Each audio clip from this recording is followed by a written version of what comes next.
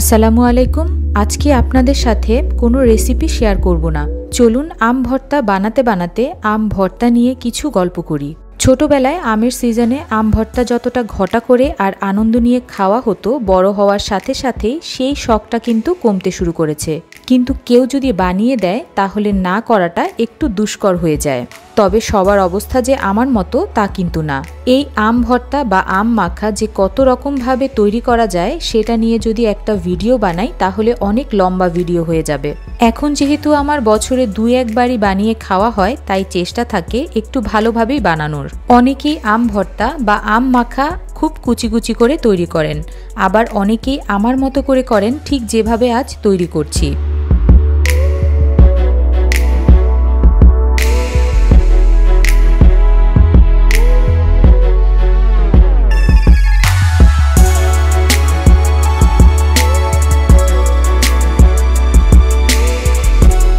আম ভর্তাটাকে ঝাল করার জন্য আমরা অবশ্যই মরিচের ব্যবহার করি। সেক্ষেত্রে কেউ হয়তো শুকনো মরিচ, আবার কেউ হয়তো কাঁচা মরিচ ব্যবহার করি। আবার অনেকে হয়তো অতিরিক্ত ঝালের জন্য বোম্বাই বা নাগা মরিচ ব্যবহার করে থাকেন। যদিও মরিচগুলির কাজ হচ্ছে ঝাল করা, তারপরেও এক এক ধরনের মরিচের কারণে ফ্লেভারের অনেকটাই পার্থক্য করে দেয়।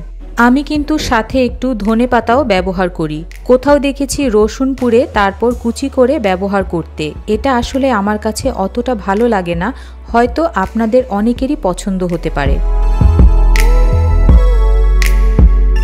ঝালের পর এবার আসি মিষ্টি প্রসঙ্গে। কাঁচা আম ভর্তা বা মাখা তৈরি করতে ঝালের সাথে একটু মিষ্টি না হলে ভালো লাগে না।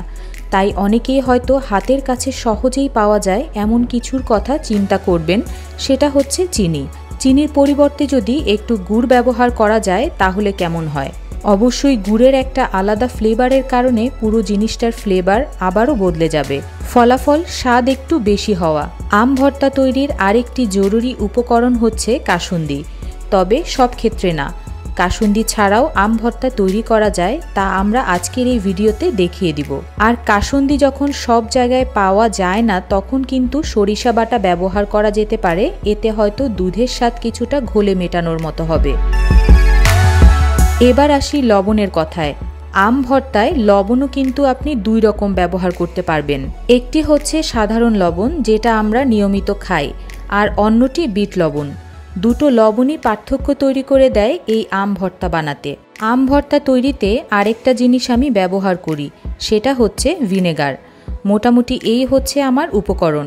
আর আপনারা কিভাবে বানান সেটা আমার সাথে অবশ্যই শেয়ার করবেন। আরেকটা বিষয়, যদি আম ভর্তা বানান তাহলে খাওয়ার পর তলায় যে রসটা থেকে যায় সেটা কিন্তু আমার মতো একা একা কাউকে না দিয়ে খাবেন না। ভালো থাকবেন সবাই, আবারও দেখা হবে অন্য ভিডিওতে। ধন্যবাদ।